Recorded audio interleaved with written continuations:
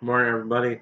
We're continuing the battle on Mount Carmel study. We're going to be in 1 Kings chapter 18, verses 25 through 29. If you'll remember, yesterday we looked at Elijah had called on King Ahab, so why don't you bring all the prophets of Baal and Ashtoreth out here, and we'll have a contest. And he laid out all the parts of that. And so Elijah, being the good man that he is, says, hey guys from Baal, why don't you go first? So let's read what it says here, picking up in verse 25. Elijah said to the prophets of Baal, choose one of the bulls and prepare it first, since there are so many of you. Call on the name of your God, but do not light the fire. So they took the bull given them and prepared it. Then they called on the name of Baal from morning till noon. Baal, answer us, they shouted. But there was no response. No one answered. And they danced around the altar they had made. At noon, Elijah began to taunt them. Shout louder, he said. Surely he is a god. Perhaps he is in deep thought, or busy, or traveling. Maybe he is sleeping and must be awakened.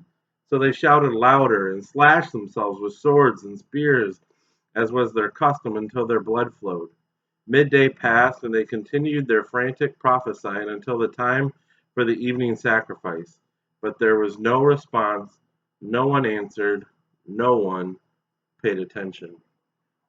And as I read this story, there's some funny things in here.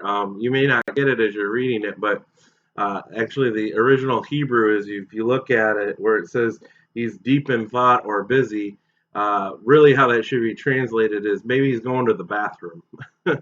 And so Elijah here is taunting them, saying, "Hey, why isn't your God answering? Maybe he's going to the bathroom, right?"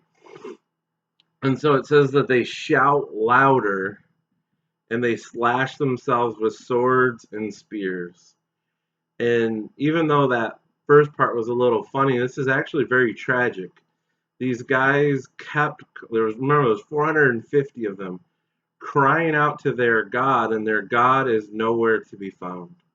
It says there in verse 29 that no one paid attention. How sad is that? A sad commentary of their lives, that they called out to their God and their God didn't listen.